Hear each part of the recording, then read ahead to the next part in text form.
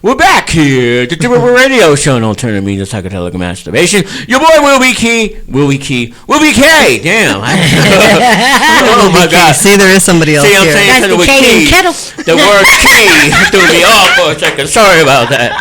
Of course, Genergy's up in here, and of course our guest, host and friend to the show, and to my friend, Amelia Moore is here, and we if you want to know what we talked about, I can tell you what it is, but you got to watch us on the YouTube channel, and you'll go back over the whole interview that we just had. It was a great conversation. Absolutely. I'm glad you guys enjoyed one thing I definitely wanted to ask you, before we get into your other ventures that you got going on. Now I know that Chuck D. Shout out to Chuck D. Master P's been talking about it for a long time. Well, Chuck D was more so about health insurance, and Master P's been more so talking about unionizing and stuff like that. And you know what? And before you even answer that, answer this question, because I wish Hardy was here. I wish Hardy, who is also on the show, I wish he was here today, because we had this little stand-up last week where he's telling me, he's not an industry cat, but he's telling me, he's saying that it's the responsibility of a manager. It's the responsibility of the manager to make sure that the artist has health insurance. And he also said, also believed that health insurance are part of standardized music contracts with managers or labels and stuff like that. And as much as I tried to convince him, no, it's not. Mathematics could tell you, because you're sitting right there, and we've had this back and forth thing. And I've said, Hardy, it is not part of any type of contract unless it is asked to be in the contract where there is some stipulation to that. So for Hardy, who's not here, Amelia, since you have been a general manager at labels, and for anyone else that was on that gravy train, or is anything like health insurance or anything like that part of a standardized managerial contract? No. So here's the thing. What artists need to understand is, once you wind up putting your voice on something, you become a product. Products don't have life insurance. Products don't have unions. Products don't have special benefits. Cool. So the main thing that you always want to maintain as an artist is remain being a human. Let your art be a manifestation of yourself. Do not turn into a product. If you keep that as the mainstay, then the conversations about health insurance and all of that. And here's a misconception that people really need to understand, okay? And shout out to DC Young Fly. The comedian. Woo! But he's way more than that. Okay, so, I do consulting, and one of my clients needed to get in touch with him for a film project that they're doing. So I said, okay. I went to go research. Bro man has 14 agents, 11 managers. Wow. That's all. Wow. So that just gives you an idea of your team, okay? A manager's job is to keep your career going. Exactly. A personal manager, a personal business manager, is to keep all your personal business in order. You need both. Right. Because as an artist, you should never be the person that says no. Right. That's what your team is for. You should always be the entity that everybody loves, that makes everybody smile and gives that warm and fuzzy or whatever feeling that person wants from you, whether it's that dark feeling, that happy feeling, whatever you're giving, that's the only focus as an artist they should receive. Right. The team just keeps you and working. And the team is the ones that the people like and don't like. They have to be like good cop, bad cop. There you go. That's an artist that's got his business together. Okay. Now you heard it. Now you heard it. I'm listening. You heard it. Shoot. Yeah. So a good manager will make sure that health insurance and all of that is in there because he's a person, not a commodity. Right, because he has a person, he's an interest, a true interest. Because I mean, Hardy didn't bring up a good point in terms of, well, if he overdoses, then it's the manager's responsibility. Yes, because that he is looking out for you at that juncture, but there's so much more that's at stake during that time. Exactly. And the other thing that artists need to understand is it is never, please listen to this, it is never about the negotiation. It is about positioning yourself for the renegotiation. You get in where you fit in. Once you have your value, that's when you renegotiate. Prime example was my dog, DMX. He is the only artist I know in the industry that signed a contract and 6 months later got a new one. Wow. Because all the things that we did to get in, to fit in, did not fit once he exploded. No. And it was so funny because I remember Ray came to me and he was like, no, we need to renegotiate. Like, what do we do? And I was like, listen, it's very simple. My artist is not happy. Wow. If my artist is not happy, he doesn't perform. If my artist is not happy, he doesn't do interviews well. If my artist is not happy, his fans won't be. So you better do something to make So him happy. we need to get to the table and make him happy. Wow. You see what I'm saying? But people don't understand. Again, strategy. Because we couldn't do that until he became hot. We knew that initial contract was not. Get in where you fit in and renegotiate from there. Just you saying renegotiate shows that you have to have a strategy to be at the point that you're thinking about renegotiation because you have that strategy. I want to talk to you about some strategies. But you have to put sure. Let's build a big but as an artist, you definitely have to you have to position yourself in order for there to be a strategy to be taken to the next level in that particular case. I agree. So if he wasn't hot. Well, no. See, no. Well, yes. I mean, Earl is the exception to the rule. He was a phenomenon. He's one of a kind. I'm so happy that I got a chance to work with an artist like that. But I have a new artist that I'm working with that I'm even more excited about. His name is BT the Artist. BT. The Artist, a.k.a. the Street Activist. This kid is out of Boston. And when I tell you this kid is gifted and got it, he's got it. Ooh. Right now, you heard it here. Right, yeah, y'all heard it here. Right now, y'all don't know. Some people that's listening to us right now don't know about him. But meanwhile, he's hot in China. He's hot in Japan. He's hot in Brazil. He's hot in London. He's hot in Africa. Okay, right now he's got 1.5 hits on his website. You know what I'm saying? Because the kid talks about things that are insane, and it's so on time. He's got a song called Change. Change, a young black kid that graduated, right, with a psychology major, and he's using it. His whole thing is, no reparations, no vote. Things need to change. He's got another song called Walk With Me, where he challenges a politician to walk with him. He says, when you walk out your house, you see green grass, trees, dogs barking, all that. When I walk out my house, I see fiends, drug that. How are you going to make a decision about me and what I need if you're not living my life? Walk with me. He's got another song called Different, and this is why I love this kid. This kid is he's just a normal kid. He's 24 years old and just loving life, right?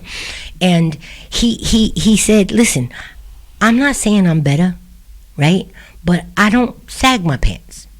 He said, I'm not saying I'm better. I don't wear jewelry. I don't like it. I don't like it. He says, I'm not saying I'm better. I'm just saying I'm different. And he challenges everybody to be different. If that's not hip-hop, I don't know what is. Because the beginning of hip-hop was no biting. The beginning of hip-hop was originality. The beginning of hip-hop was message in my music. What are the messages in the music today? So to me, that's rap. That's not hip hop. And I like some rap, not all of it. I like some of it, but I love me some hip hop. I'll ask you one more question, and then we're gonna. I definitely have to get it on UBC. Not a problem. What is your opinion on the talk of unionizing, the talk of health insurance for our, mostly more so for our aging, mature rappers, because it's so deteriorating watching them, having the press watching our statesmen in situations from a hospital bed, or them in a coma posing, or stuff like that. Well, you know what? Well, I'm just gonna keep this so funky. I'm just gonna keep it so funky. It is not like, I like the idea of unions because I feel like unions sometimes can help, but sometimes unions can't help because of the mere fact that sometimes they become too controlling and it prohibits you.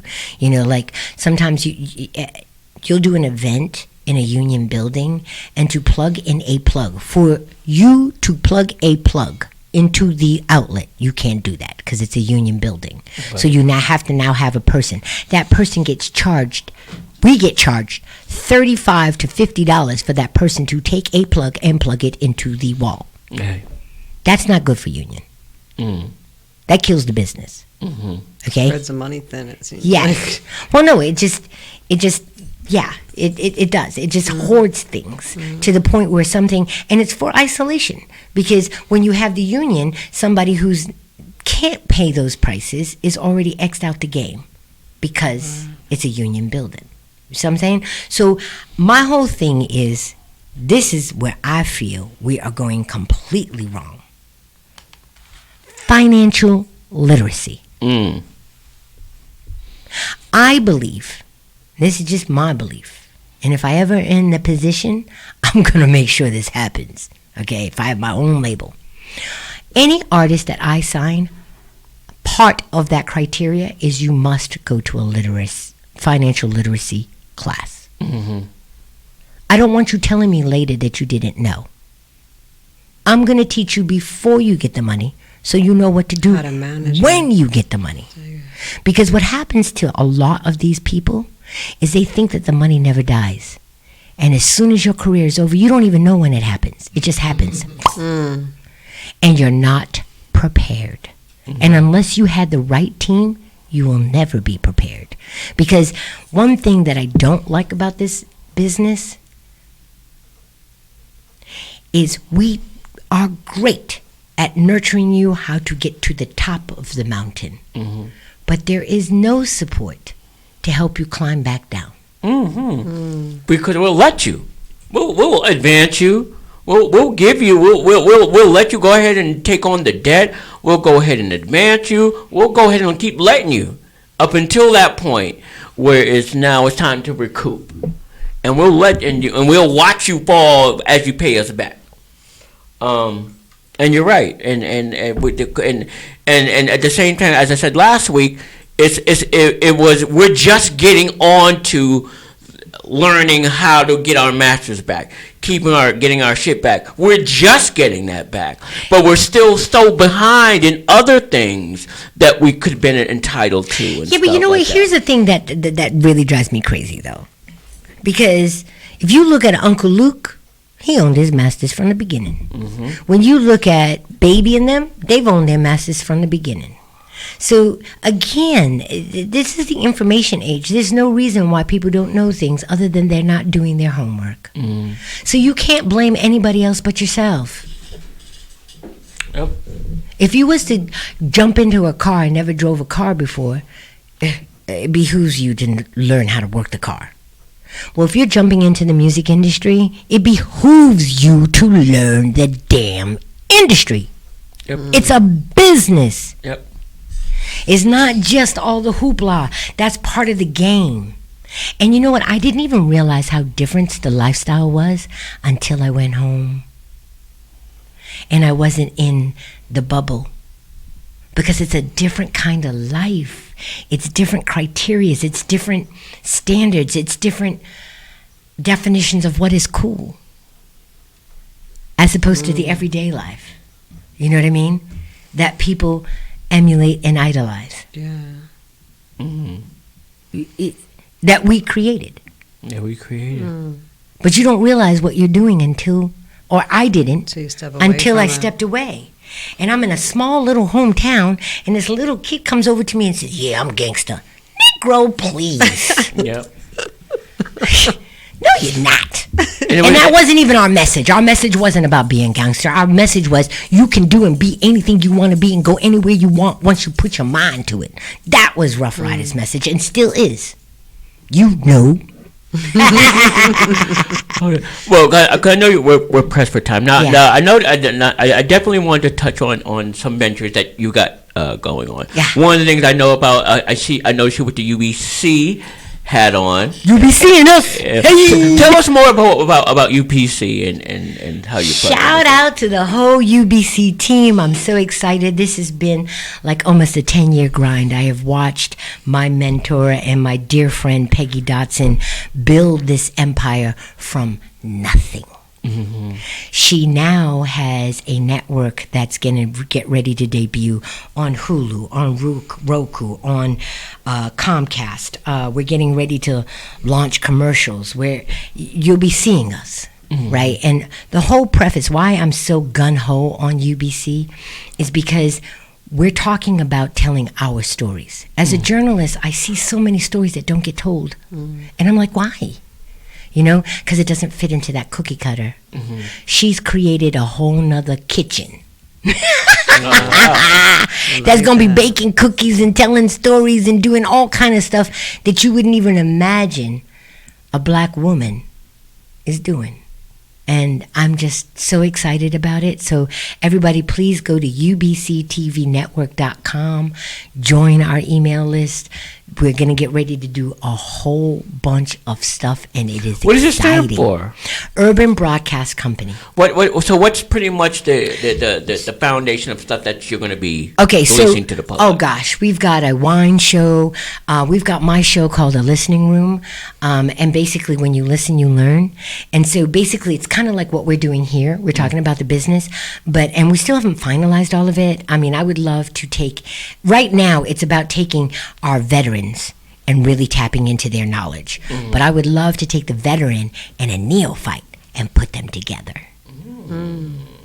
So that baton is actually passed from one generation to the next. And that one, because when I first came into the business, shout out to C.B. Bullard, God rest the dead, but he was the one that taught me so much, and he was the one that put Sylvia Rohn on the back of his motorcycle and taught her promotion. Wow. You know what I mean? Like, shout out to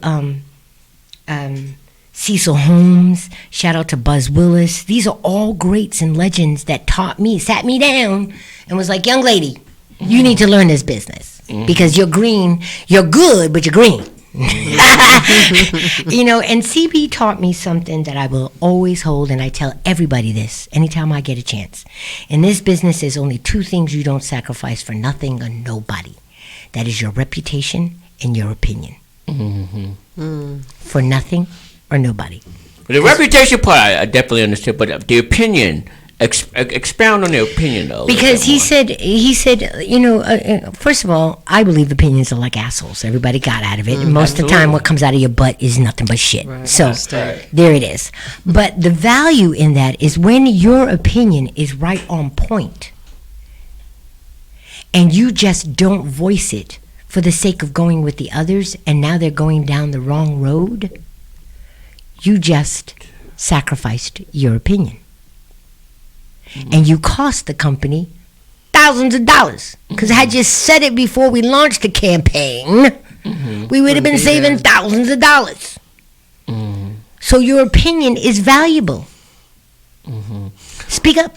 Okay, now just to touch on that. Now, what about when you're compromised between the artist and the label as it relates to loyalty? In terms of, if I'm on the label perspective of it, I know what's going on, but I can't tell you. However, you're my people with the artist, but I can't go against the label. Were you able to balance that? Well, first of all, we need to really clarify what the hell loyalty is.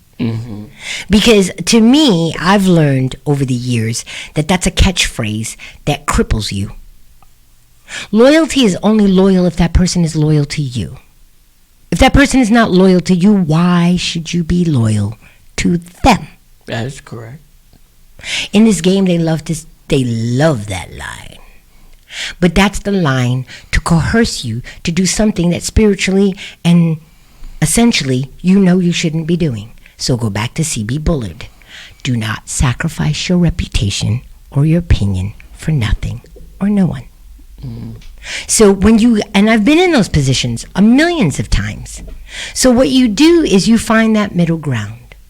You negotiate to renegotiate. And so if there's an artist that their manager is just so whack that nobody wants to deal with them, even though you love the artist, but you can't stand dealing with the manager, you'd be like, listen, do you have any other team members?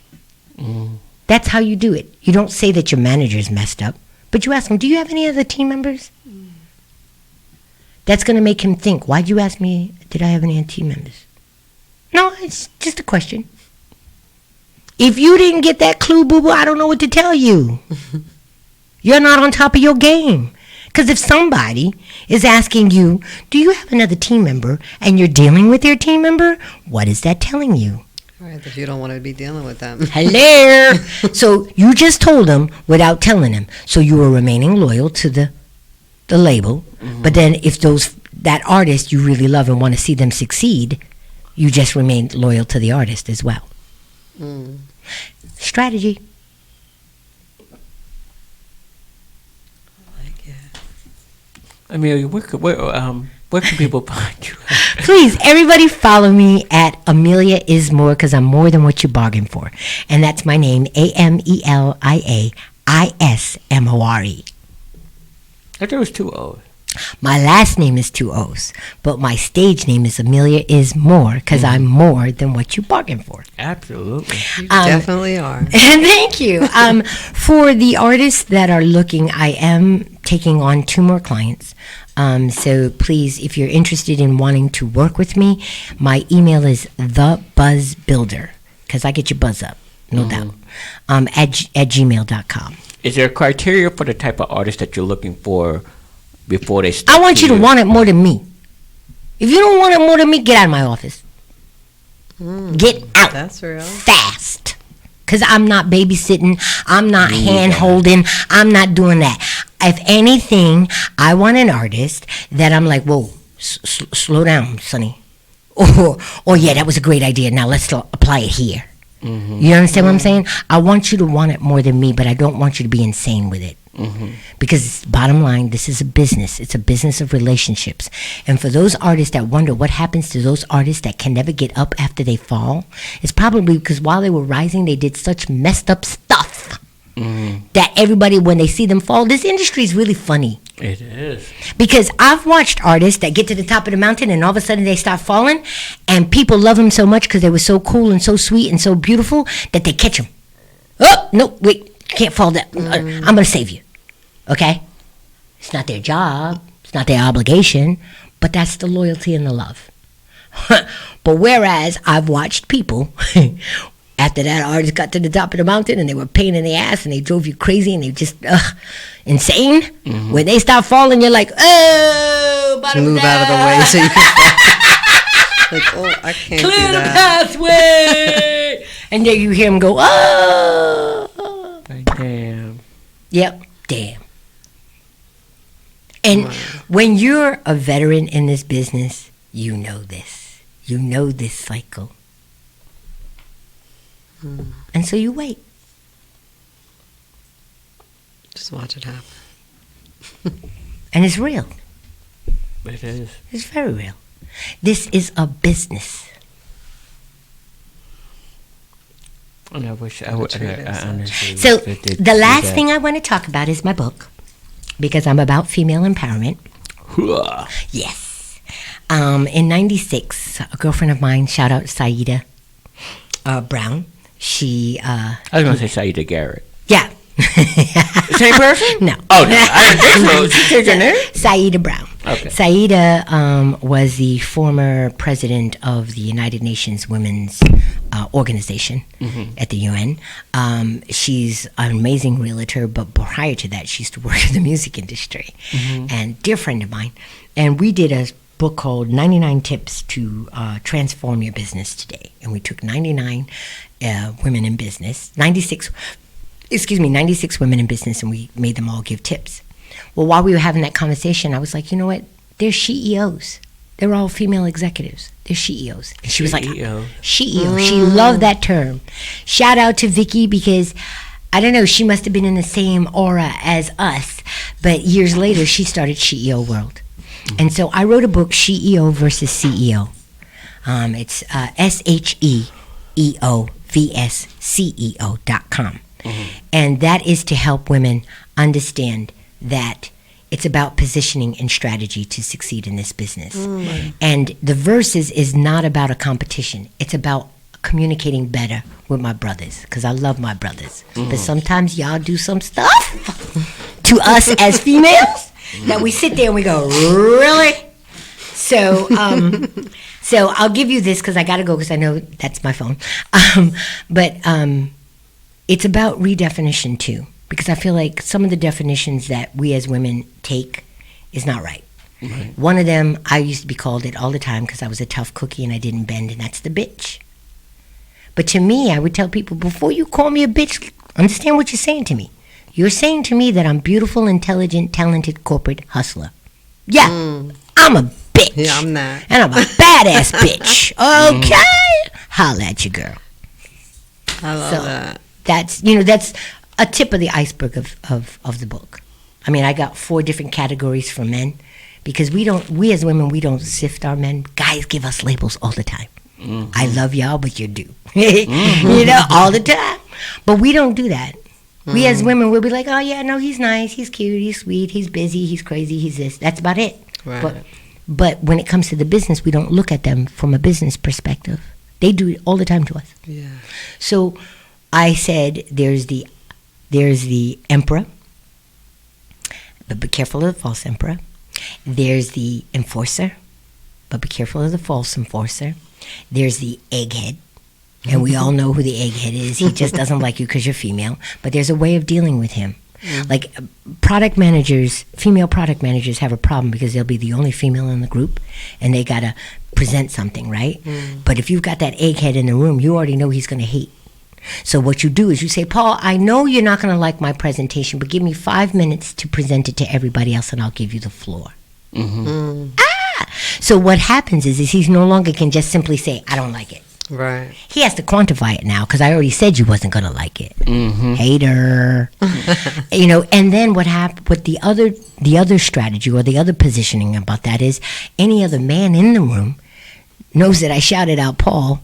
So now they're going to quantify whatever they're going to say before they open up their mouths. So I don't get the hate. I get the results. Right.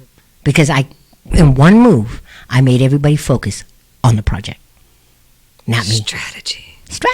Because we're gonna end our show early. Yes. Jenny, where can I find you at, sweetheart? Jen Tattoos with a Z on Instagram. And if you're interested in a cuddle session, it's cuddlist.com/Jennifer L. /. And of course, it's your boy Willie K. Triple Radio Show. You can find me on TRIPOVERADIO on Instagram, William Kirksey on Facebook. Make sure you can also make sure that you register with S.STREET Media. You can also check out videos, past shows on S.STREET Media, and other shows here on S.STREET Media, and of the interest that you got going on, whatever it is. Anyway, it's your boy Will B. K. Genergy, once again, Samelia Moore. It's the Trip Over Radio Show, no alternative means of psychedelic masturbation. Till next time, party people. Later. Peace.